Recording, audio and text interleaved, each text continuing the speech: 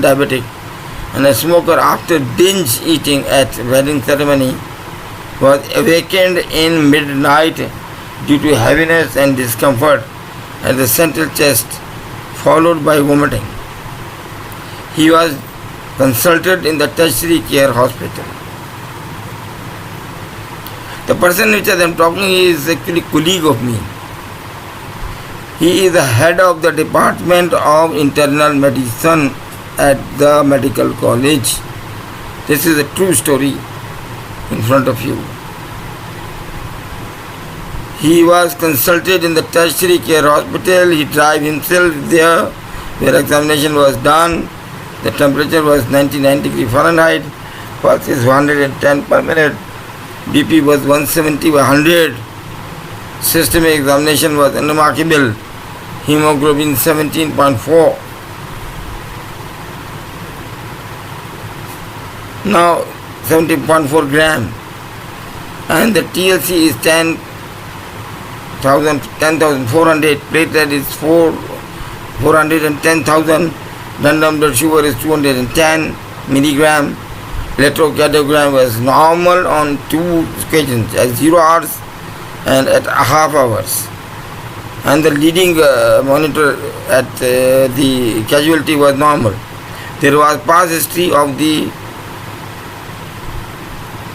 chronic dry cough. There are past history of water brush, for which the patient often use the proton pump inhibitor, antacids and antihistamines. For the last 2 years, he is a smoker. He doesn't want to quit smoking, and for this there is dry cough, and the other things are related to the esophagus and stomach. It is possible that he has been the different type of the drugs. He is a professor of medicine. He is the head of the department of very, very well-known medical college. Now, unless the differential diagnosis, ये किस्सा जो आपको सुनाया जा रहा है उन्होंने खुद सुना है. Give further investigations, justify the probable diagnosis, and gives the lines of management. ये हर एक के साथ होना है.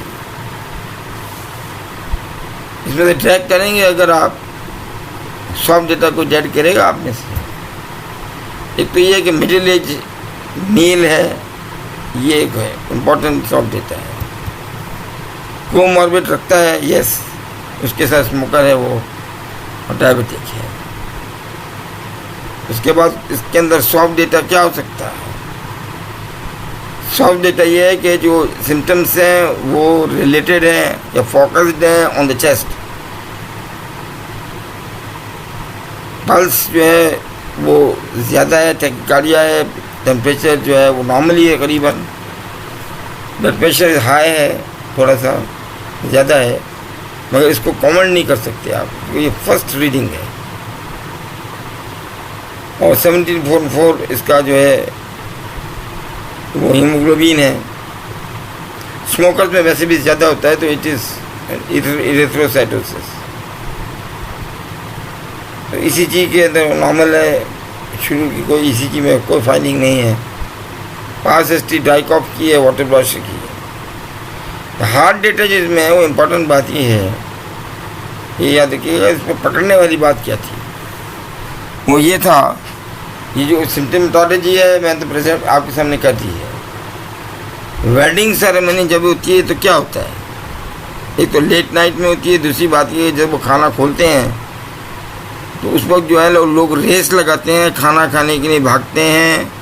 अगर कोई बैसाखी होती है तो बैसाखी छोड़ देता है और टेबल की तरफ भागता है.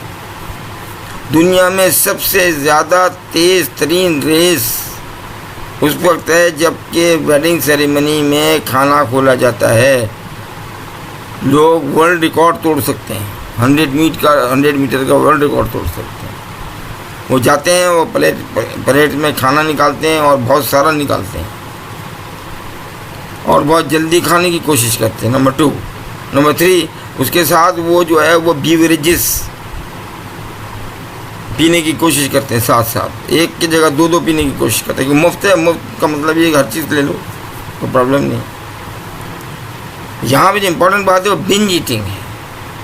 वो बंदा जो स्मोकर भी था, जो डायबिटिक भी था, और सारे एक वेडिंग सेरेमनी में बर्दाश्त ना कर सका इतना लंबा टाइम, और उसने फिर ज़ाहिर खाया होगा, डेफिनेटली खाया होगा, और उसका फिर हशर ये हुआ है कि आपके सामने आ गया है। और हशर ये हुआ है कि इंटरनल मेडिसिन के प्रोफेसर खुद डायग्नोज कर रहा है ऑन द एट दैट रात के टाइम कि भाई मुझको क्या हो गया। जब वो NICVD पहुंचा, इससे पहले वो डायग्नोज कर चुका था कि उसे क्या हो गया। He said that he has been suffering from acute bronchial infection। मगर यहाँ पे मसला ये है, ये याद रखिए कि इसमें there are much favour of the acute bronchial infection, no doubt, मैं मानता हूँ इस बात को। इसमें दो बातें बड़ी इंपॉर्टेंट है। बिंज ईटिंग, मिड नाइट के अंदर उठना, हैवीनेस, डिस्कम्फर्ट का टेस्ट का होना, फॉलोड बाय वॉमिटिंग, ये एक इम्पॉर्टेंट तरीन चीज़ है मेरे पास, जो मुझे डिस्कार्ड कर रही है कि ये ACS नहीं है शायद, क्योंकि ACS का कंटेंट इसमें और इसके अलावा मिल नहीं रहा है। एक हाइपरटेंसिव है, it may be you know what is called as white coat effect, confusion है। एक खुद डॉक्टर होता हुआ आदमी प्रोफेसर ऑफ मेडिसिन, ज़ाहिर है बुरी बात है, वो जो है खुद अपने आप को डायग्नोज कर रहा है। ड्राई कफ इसको पहले की हिस्ट्री है और वाटर ब्लास्ट पहले की हिस्ट्री है, तो मैं समझता हूँ कि ये जो सिनेरियो ज़्यादा करीब है, ये कोई गैस्ट्रोइंटेस्टाइनल डिजीज़ है जो कि एक्सेंचुएट हो गई है because of a binge type of a eating. ये सॉफ्ट डेटा था, ये हार्ड डेटा था जो मैंने बताया, और डिफरेंशियल डायग्नोसिस मेरे लिए जो बनी थी वो एक्यूट कोरोनरी सिंड्रोम और GERD. This is very important diagnosis. Gastroesophageal disease, heart hernia with hiatus hernia. In 80% of cases, GERD associated with hiatus hernia. Diffuse esophageal spasm, this is another disease. Reflux esophagitis, eclasia cardia, आपने पढ़ा होगा, and the acid peptic disease, all can cause these type of symptoms. जब आप डकोसेंगे, जब इतना ज़्यादा खाएंगे, जब थूरेंगे जिसे कहते हैं हम, एक साथ अंदर डालने की कोशिश करेंगे, तो फिर उसका हशर ऐसे ही होता है। ये आदमी ACS डिक्लेयर कर दिया, खुद उन्होंने अपने आप को डिक्लेयर कर दिया, लेकिन अफसोस ये है जब इन्वेस्टिगेशन कराई गई, इन कार्डिक एंजाइम 0 पर आवर पे नॉर्मल थे, हाफ आवर पे नॉर्मल थे, हर आवर पे नॉर्मल थी, 4 आवर के बाद भी नॉर्मल थी। The person was only relieve by antacid, simple antacid से वो रिलीव हो गया, जबकि इससे पहले वो इंजेक्शन लगा के उसके पेन को रिलीव कर रहे थे तो रिलीव नहीं हुआ था। एक सिंपल जो है वो एंटासिड लेके उसका पेन काफ़ी बेहतर हो गया। तो बाज़ार में मिलती है टैबलेट, दैट इज़ मैग्नीशियम ट्राइसैलिकेट, वो जेब में पड़ी हुई थी, जेब में निकाली, 2 गोलियां मुंह पकड़ के खा गया, वो बेहतर हो गया उससे। द थिंग इज कैनेडा के एंजाइम वर persistently नेगेटिव। यहाँ हम उमन 2 करते हैं, हमने इनके 4 किए थे, चारों के चारों नेगेटिव थे। और ज़ाहिर है साथ में इलेक्ट्रोकार्डियोग्राफी बराबर हुई चल जा रही है, हर आधे घंटे के बाद आप कर रहे हैं, इसमें कोई भी फाइंडिंग नहीं आई। फिर हमने उनको कहा कि जी अपर GI एंडोस्कोपी करा लें, उन्होंने कहा लानत भेजता हूँ, अपर GI एंडोस्कोपी मुझे नहीं करानी, because the diagnosis has been done, it is not the related with ACS। So I will investigate further, कल परसों कराऊंगा, खुद करूंगा, एंडोस्कोपी नहीं कराऊंगा। एंडोस्कोपी याद रखिएगा, आप लिख तो देते हैं पर जाइए एंडोस्को या लोजी एंडोस्को, ये आसान काम नहीं है, इसके लिए एक्सपर्टाइज चाहिए, इसके लिए बहुत ज़्यादा हैंडलिंग चाहिए, इसके लिए नॉलेज चाहिए आपको, इसके लिए कंसेंट चाहिए, इसके लिए आपको जो है वो कॉस्ट इफेक्टिवनेस चाहिए। The barium swallow examination. Yes, this is the examination which is the examination of choice in most of the patient where there is reflux esophagitis or where there is GRD. This is written in the opening two pages of the gastroenterology in Harrison. That the आपको movement disorder अगर देखने हैं intestine के तो आपको जो है barium examination कराना चाहिए। एंडोस्कोपी से ज़्यादा ईल्ड आपको बेरियम का मिलेगी।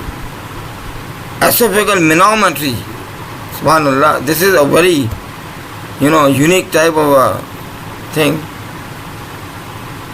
मरीज जो है वो तो अंदर ज़ाहिर आप चीज़ डालेंगे, मैनोमेट्री करेंगे। यहाँ पे तो जो कोविड-19 का स्वाब लेने को लोग तैयार नहीं हैं। वो कहते हैं अंदर लकड़ी नहीं डालो भाई, अंदर लकड़ी डाल के आप निकाल रहे हो, उसके डालने को तैयार नहीं होते। तो एसोफेगल मैनोमेट्री वो कहाँ कराएंगे? Stool occult blood, yes, indirect evidence of something is going, some ulcerative process is going in the lower part of the esophagus or in the stomach, वो आपको पकड़ लेगा ऑकल ब्लड से। एंटी-H pylori antibody will help because anti-H pylori body will cause the gastrointestinal disease, that is one disease, and that is called the gastritis, that is called the APD। जो हम अगली समय discuss करेंगे इसको। तो GERD is the most probable diagnosis, a condition that occurs when the lower esophageal sphincter does not close properly and stomach content leak back, reflux into the esophagus, the reflux esophagitis।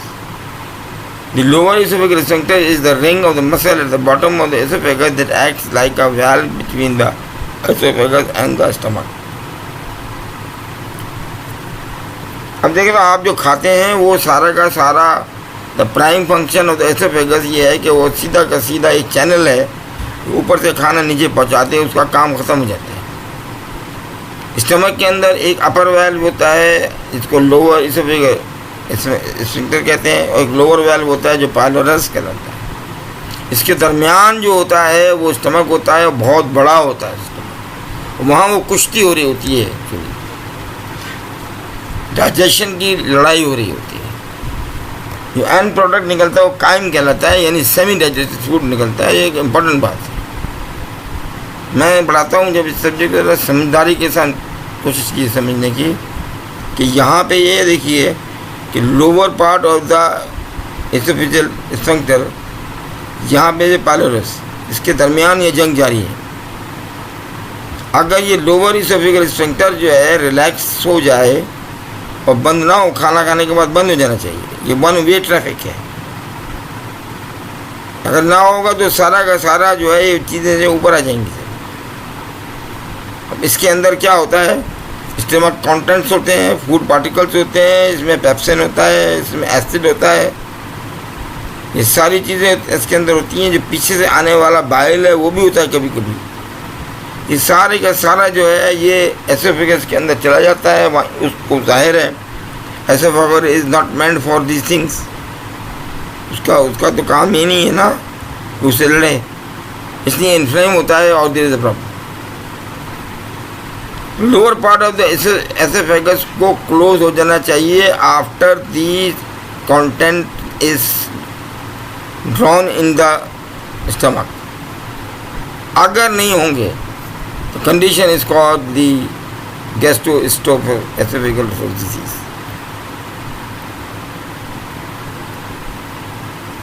Now its prevalence is 20% of the adults have frequent classical symptoms of GERD। there is heartburn इसके अंदर है, इसको अपने अल्फाज इस्तेमाल वो करते हैं। रिगर्गेटेशन है जो हम इस्तेमाल करते हैं। इसके अलावा और भी लफ्ज़ हैं जो इस्तेमाल करते हैं। क्या मुझे जो है ना वो मुंह में पानी आ रहा है, खट्टा पानी आ रहा है, वाटर ब्रश वगैरह मुख्तलिफ टर्मिनोलॉजीज़ हैं वो जो इस्तेमाल कर रहे होते हैं। No one knows why people get GERD। ये होता लोगों को पता नहीं है क्यों होता है। नहीं, लेकिन हमारी रिसर्च ये बताती है कि हमें तो पता है ये क्यों होता है। हार्टियल हर्निया में कंट्रीब्यूट, क्योंकि इसमें ज़्यादातर 80% से ज़्यादा हार्टियल हर्निया होता है। यहाँ पे दिखाया गया है, अगर आप देखें हार्टियल हर्निया, और आप ये ज़रा ये पार्ट जो है ये सर्जरी का है, जिस वक्त जो है वो दाखिल होता है एसोफेगस स्टमक के अंदर। यहाँ पे आप ये देखेंगे तो स्टमक का पार्ट कुछ जो है ना टूट कर जाता है inside the thoracic cavity. This is called hiatus hernia. This is not diaphragmatic hernia. Diaphragm कोई पार्ट वीक हो जाता है, उसके अंदर से हर्निया होता है, उसको डायफ्रामेटिक हर्निया कहते हैं। तो इसलिए इसका स्टमक के अंदर जो मिकोजा होती है, मिकोजा की बात कर रहा हूँ, वो मिकोजा अंदर घुस जाती है एसोफेगस के, बिकॉज स्फिंक्टर तो वीक हो गया है। तो लिहाजा क्या किया है, क्योंकि बहुत बड़ी होती है मिकोजा स्टमक की, तो लिहाजा वो जो होती है वो लिपट के कालीन जैसे सिमटता है, इस तरह सिमटती हुई यहाँ अंदर आ जाती है। अब ये जो होती है इसको कहते हैं हार्टिस हर्निया। हार्टिस हर्निया में भी is the contributing factor in most of the cases, but we know the people are getting weight, the people are जो है ना उनके पास टाइम नहीं है, जल्दी खाना पीने की आदत है, पानी जो है वो खाते के साथ ही पीना शुरू कर देते हैं, मुफ्त जो भी चीज़ मिल जाती है वो खा लेते हैं, और इसके अलावा जो है ये देखे बगैर के कहाँ से आया है खा लेते हैं, वगैरह वगैरह। ये सारी की सारी चीज़ें हमें मालूम है। इससे ये होगा कि स्फिंक्टर आपको किसी तरह से गैस्ट्रोइसोफेजियल रिंग को रिलैक्स करना है। ये जो मैंने आपको बात बताया फिर, इसके अलावा alcohol use, overweight, pregnancy, smoke inter abdominal pressure को बढ़ाएंगे। ये जो आपका लोअर एसोफेजियल स्फिंक्टर रिलैक्स होगा वो प्रॉब्लम करेगा, और इस तरह से जो है ना वो जर्ड होगा, खराब हो जाएगा। Certain foods can be associated with रिफ्लक्सिमेंट्स। सिट्रस फूड्स हैं, अगर आप ज़्यादा जज्बाती हो जाएं, आपने कहा जी कीनू सस्ता है, मैं चलो 6 कीनू का जूस पी लेता हूँ, जब आप पिएंगे अंदर जो है आपको मालूम है सिट्रिक एसिड जाएगा, और सिट्रिक एसिड स्टिमुलेट करेगा हाइड्रोक्लोरिक एसिड को। हाइड्रोक्लोरिक एसिड जो है उसके साथ जब अंदर रिएक्शन होगा, गैस प्रोडक्शन भी होगी साथ में, और इसके अलावा एसिड प्रोडक्शन भी होगा। तो लोअर एसोफेगल को धक्का लगेगा, धक्का लग के वो ऊपर आने की कोशिश करेगा। चॉकलेट भी यही करेगी, कैफीन की ड्रिंक्स के साथ भी ऐसी होगा कि वो स्टिमुलेट करेगा हाइड्रोक्लोरिक एसिड को। फैटी और फ्राइड फ्रूट जो हैं उनका भी यही बात है। गार्लिक एंड अनियंस हैं, मेन फ्लेवरिंग्स हैं, स्पाइसी फूड्स हैं, टोमेटो बेस्ड फूड्स हैं लाइक स्पैगेटी सॉस, चिली है, पिज़्ज़ा है, मायोनेज है। खाए जाए लोग, खाए जाए। हम लोग देखें बात की रोज़ाना खाते रहते हैं हम लोग, किसी को होता है किसी को नहीं होता है, लेकिन अल्टीमेटली हो जाता है। What are the symptoms? You know, persistent heart burning and acid degradation, belching, water brash होता है इसके अंदर, मुंह में ज़ाहिर खट्टा पानी आना, सोर टेस्ट जिसे कहते हैं, the mouth, food stuck in the throat, गले में ऐसा लगता है दबाव आ रहा है, डिफ़िकल्टी और the pain and swallowing, hoarseness, choking or throat tightness, chronic sore throat, dry cough, bad breath, inflammation of the gums, fusion of the tooth enamel, the surface of the teeth। अब देखें, ये आपने एक acid जो stomach में होना चाहिए था उसको आज़ाद छोड़ दिया। पहले तो एसोफेगस को रगड़ा, फिर उसने जो है ना फेरिक्स को रगड़ा, फिर उसने नेज़ोफेरस को छोड़ा, उसके बाद जो है उसको जो है नेज़ल कैविटी को के अंदर घुस गया, वो टीथ के अंदर चला जाएगा, तो टीथ को आ जाएगा, उसको इरोड करेगा, उसको गम को ख़राब करेगा। इसके अलावा वहाँ पे जब पहुँचेगा नेज़ोफेरस पे, तो वहाँ पे जो ईस्ट्यूशन ट्यूब का ओपनिंग्स होती हैं उसके अंदर घुस जाएगा, तो ऑटोटेज मीडिया रो कर देगा। इसके अलावा जो है वो जो यहाँ पे ग्लॉटस है इसके अंदर प्रॉब्लम्स प्रोड्यूस करेगा, हॉर्सनेस करेगा, और यहाँ अगर नीचे उतर आया, उधर से उधर उसकी डायरेक्शन दूसरी तरफ हो गई, और मारे गए। इसलिए कि फिर ट्रेकियाटिस हो जाएगा इसके अंदर जो ब्रोंकाइटिस हो जाएगा, इसके अंदर ब्रोंकियोलाइटिस हो जाएगा इसमें, और तमाम रेस्पिरेटरी कंप्लेंट्स शुरू हो जाएंगी इसके अंदर, जो कि आप चाहते ही नहीं हैं। आपके दिमाग में भी नहीं आएगी कि आया कहाँ से ये। आप खुद सोचेंगे हाइड्रोक्लोरिक एसिड की जगह सिर्फ स्टमक है। इवन जो ड्यूडेनम उसका बिल्कुल पार्ट है, ड्यूडेनम भी नहीं है। अगर वहाँ भी जाएगा तो तबाही मचा देगा। तो ये एसिड नाचा फिर रहा है इधर उधर एक प्रॉब्लम की वजह से, and that is the lower oesophageal sphincter, जो रिलैक्स हो गया है, जो आपकी गलती से हुआ है जनाब। Review the symptoms, the complete physical examination, the special attention to the alarming symptoms, red flag sign मालूमात करें।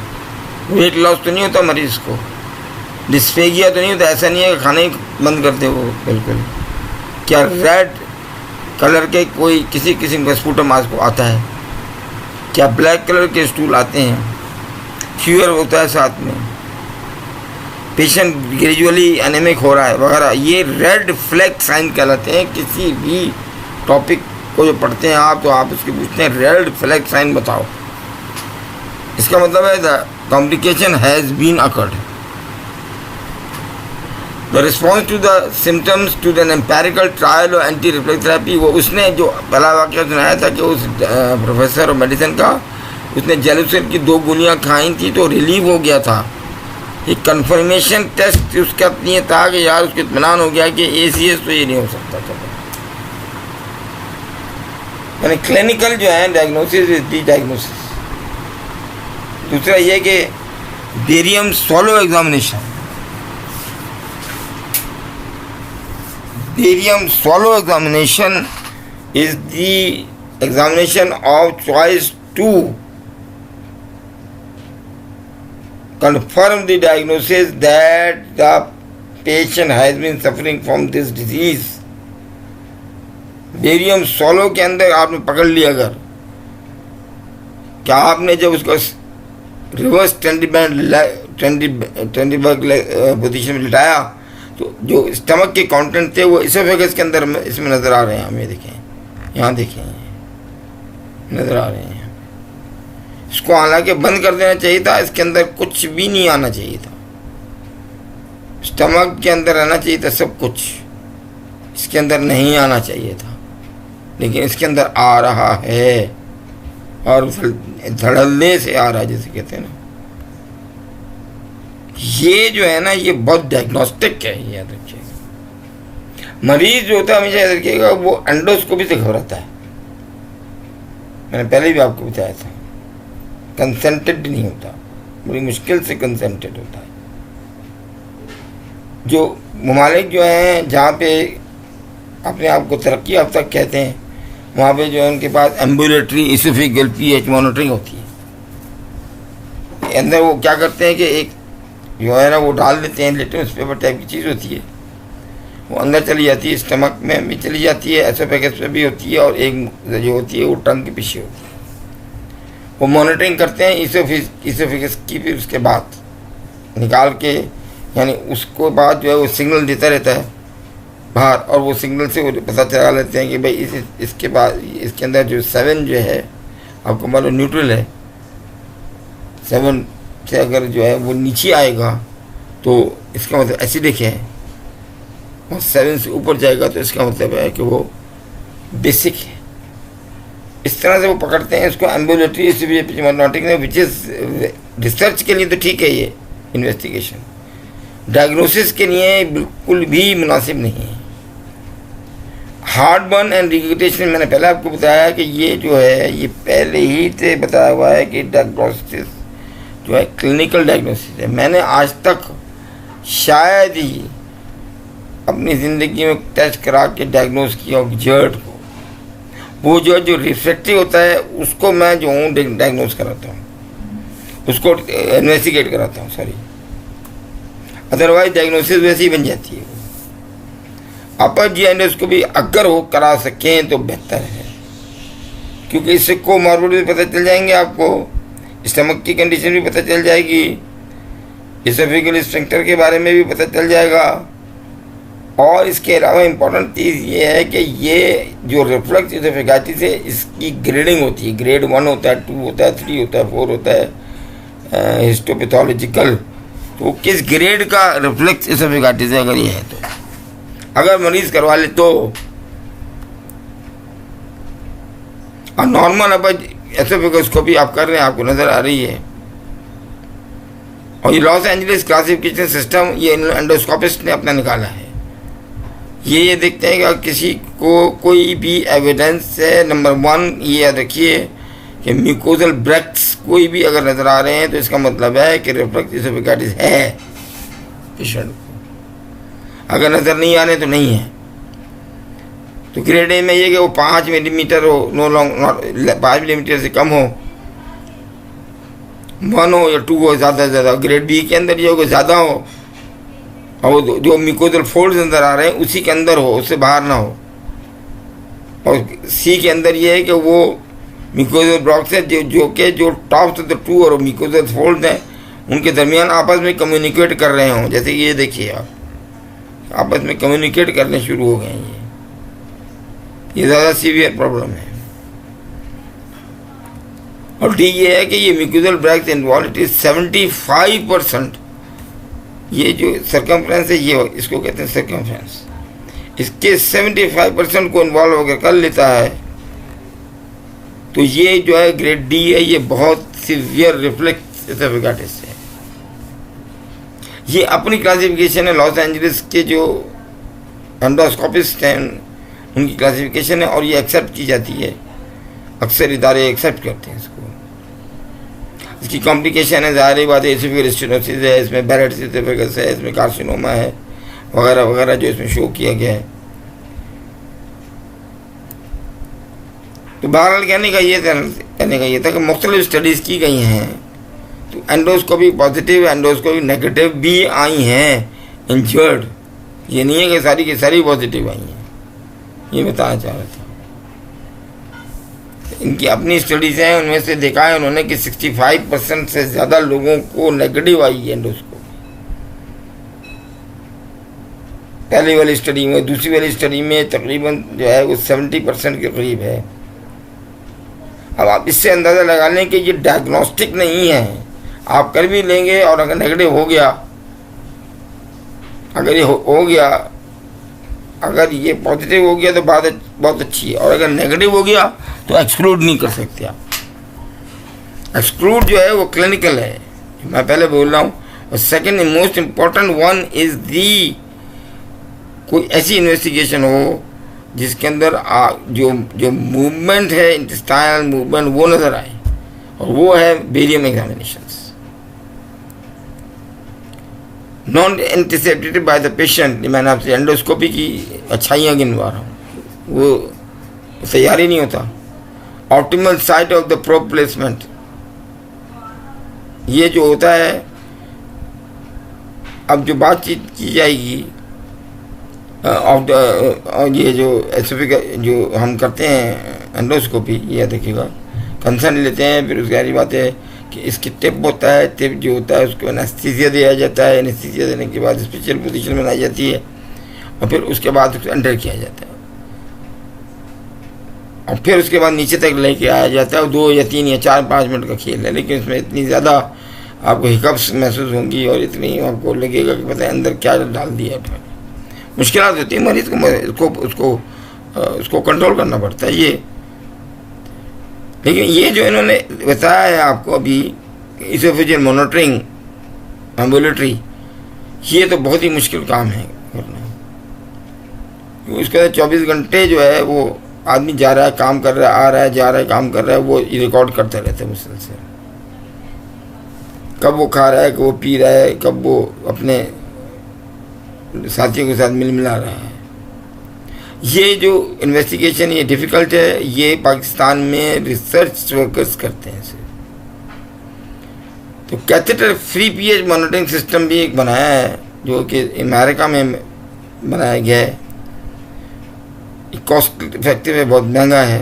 कैथेटर नहीं डालते हैं, ये Bravo catheter free pH testing, इसके अंदर एक चीज़ होती है ब्रेवो एंडोस्कोपी के थ्रू एक कैप्सूल टाइप की चीज़ होती है, ये पेट में छोड़ देते हैं और उसको एक जगह फिक्स कर देते हैं।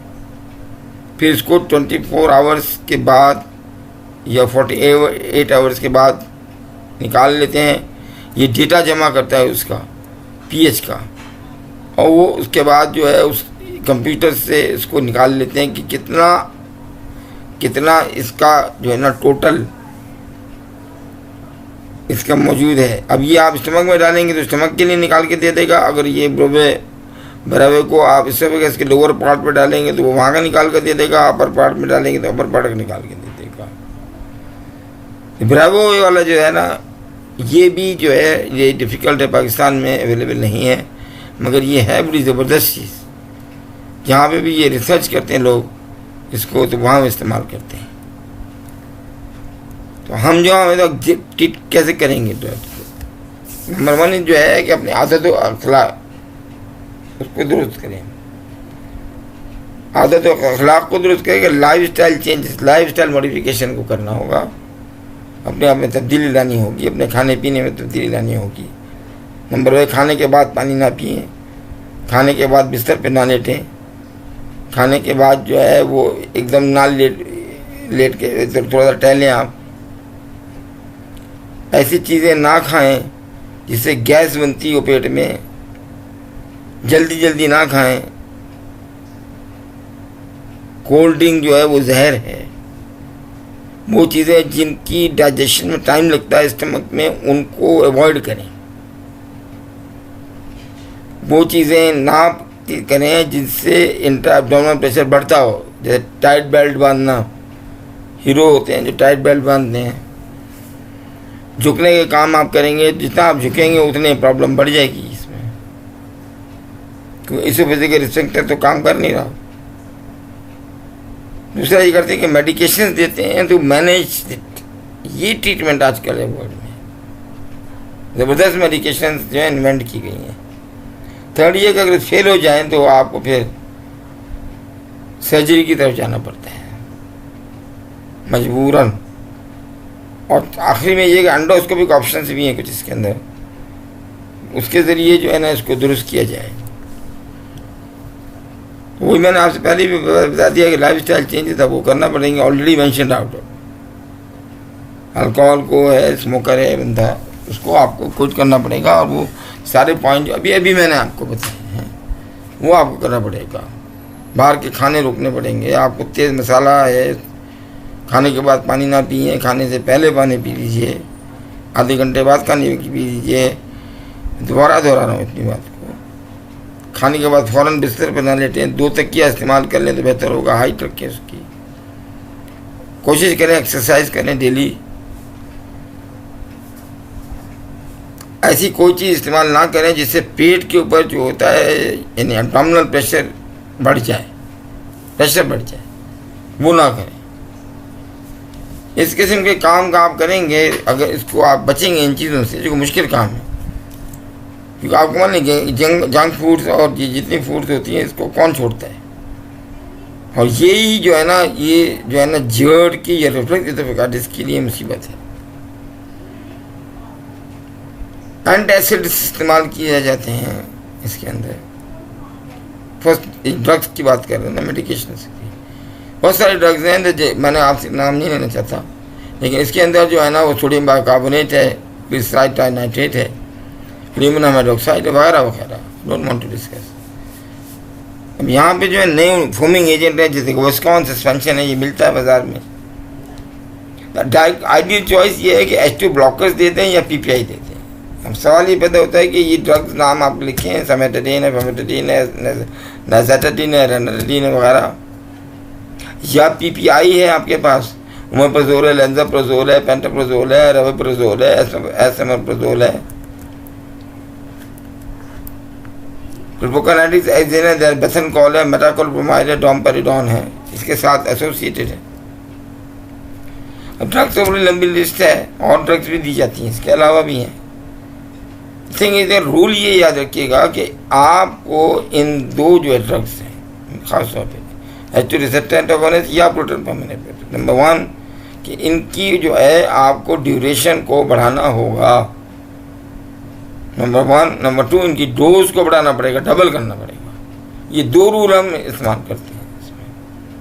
पहले किसी को 1 हफ्ते के लिए देनी है तो आपको उसको 2 हफ्ते देना पड़ेगा। तो इसलिए जो है ना, आप ये 2 रूल अपनी लाइफ में याद रखिएगा कि मैं, एक तो ये ड्यूरेशन, दूसरी का डोसेज शुड बी डबल्ड। अगर ये भी फेल हो जाए तो फिर निसन फंडोप्लाइकेशन करना पड़ेगी।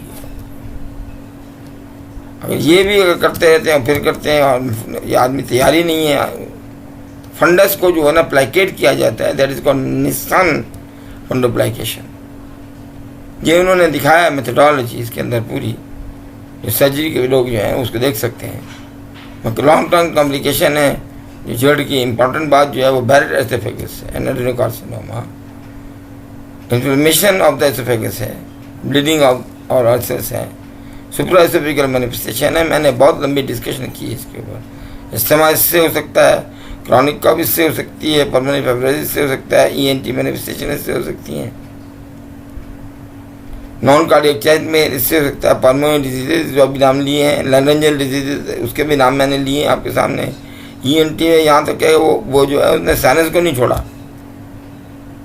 इवन ऐसे लोग भी मैंने देखे जो जड़ के साथ उन लोगों को उनका जो है वो इंटरनल एयर इन्वॉल्व हुआ है और उसके बाद जो है उनको परसिस्टेंट टाइप का जो है वो वर्टाइगो शुरू हो गया है। मैं ऐसे केसेस भी देख चुका हूँ। तो non cardiac chest pain associated with the जड़, मैंने अभी भी केस प्रेजेंट किया है, नॉन कार्डियक चेस्ट पेन था और जड़ से एसोसिएटेड था। Prevalence of the GERD symptom is 23 to 100%। According to American Heart Association, दोनों में बात दफा डिफरेंस करना रिफ्लेक्स एसोफेगाइटिस में और ACS में इन कैजुअलिटी बहुत मुश्किल है, अलग करना बहुत मुश्किल है। एम्पेरिकल ट्रायल और PPI देख के 78% उसकी सेंसिटिविटी है, 80% स्पेसिफिसिटी है।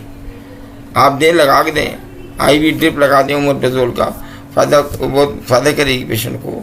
वहीं पता चल जाएगा कि ACS नहीं है ये पेशेंट। क्रॉनिक कफ से रिलेटेड इसका है, नॉन एसिड गैस्ट्रोएसोफेगस डिजीज भी होती है, देखिएगा, it is related with the bile. ये बाइल जो है ना बाद दफा जो है खाली एसिड नहीं, जरूरी नहीं है कि वो चला जाए, ये फूड भी घुस सकता है अंदर, नाक के आपके हलक के अंदर। और दूसरी बाइल भी है जो खुद इरिटेटेंट है, इरिटेशन प्रोड्यूस करता है। तो एंटी रिफ्लेक्स सर्जरी की जाती है इन कंडीशन में, ख़ासतौर पे जहाँ पे बाइल तक जब जो है ना वो पहुँच गया है वहाँ पे। 3/4 of the bile reflux episode occurred in conjunction with acid reflux, के साथ ही एसोसिएटेड होते हैं। ये आपका इसमें पार्ट है नहीं, ये रिसर्च जो रिसर्चर है उनका पार्ट है। कुछ लोग जो है इवन जो अपना हलक के अंदर से चीज़ निकाल के, जैसे होता है वो टिश्यू पेपर दिखा दें, हरे रंग की चीज़ आ रही है अंदर से निकल के, ज़ाहिर वो बाइल आ रहा था, बाइल तक पहुंच गया है, आपको हलक के अंदर पहुंच गया, वो दांतों को ख़राब कर रहा है। जब तक के आपको इसोफेगस का लोअर इसोफेगस सेंटर को कॉन्टैक्ट नहीं करना है, उसको नॉर्मलाइज नहीं करना है, जब तक ये मसला हल नहीं होगा, ये याद रखिएगा। नॉन एसिडिक रिफ्लक्स जो है that should also be managed. लोगों को ये बात याद नहीं रहती कि नॉन एसिडिक भी रिफ्लक्स होता है और उसको भी मैनेज करना है, वो भी डेंजरस कंडीशन है। और क्रॉनिक कफ के साथ जो है ना इसका रिलेशन बहुत पुराना है। I don't want to discuss. There are a lot of studies has been done with the chronic cough. Chronic cough की डिफरेंशियल डायग्नोसिस में हमेशा याद जड़ को ऐड कीजिएगा। दूसरी हमेशा जो है ना मैक्सिलरी साइनसाइटिस को हमेशा ऐड कीजिएगा। जब भी कोई आपसे पूछे कि what are the differential diagnosis, commonest जो है वो जड़ है और साथ में जो है दूसरा जो है वो साइनसाइटिस है। इसी तरह लेरेंजियोफरेंजियल रिफ्लक्स कोई बड़ी बात मैंने पहले भी बता दी थी, डिस्फोनिया है और ग्लोबल सेंसेशन है, होस्टनेस ऑफ द वॉइस है, ये सब साथ चल रहा है। रिफ्लक्स लेरेंजाइटिस है, इसके ऊपर पूरी स्टडी की गई है। तो आप लोगों के लिए इतनी लंबी चौड़ी डिस्कशन की जरूरत नहीं है। मैंने तो कहा था ये तो आपको छोड़ेगा नहीं, ये तो वहाँ जो स्टेशन ट्यूब है वहाँ से लेके इसने तो इसके अंदर एयर इन्वॉल्व कर दिया है। एयर तक को खा गया। Hepatitis media. दूसरी बात यह है कि जब एक चीज़ आदमी सोता है जो उसका जो है उसको लैरिक्स पकड़ता है पीछे से जाके, लेरेंजाइटिस होता है उसको, ऑबीज भी हो खास तौर पे, ऐसे आदमी को ऑब्स्ट्रक्टिव स्लीप एपनिया होता है। तो हमने देखा है कि अक्सर केसेस के अंदर in cases who had the disease of the obstructive sleep apnoea और पिकविकियन सिंड्रोम, उनके साथ जड़ एसोसिएटेड होता है ज़्यादातर, जड़ उनको वर्स कर देता है इन केसेस ऑफ द पिकविकियन सिंड्रोम और स्लीप एपनिया। कंक्लूजन ये है कि observation so far do not improve symptoms casualty.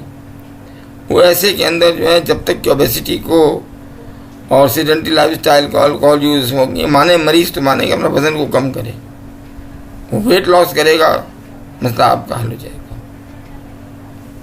Asthma के अंदर सारे कंटेंट ही आप नॉर्मल डाल रहे हैं, वो खुद एंटीजेनिक हैं, वो तो एस्थमेटिक पेशेंट एस्थमेटिक हो जाएगा और उसका रिलेशन जो है वो जड़ से निकलेगा एंड में आने के बाद। Esophageal reflux disease is common disease. Number one, it can be managed easily by the lifestyle modification. Number third, it can cause the extraesophageal symptoms.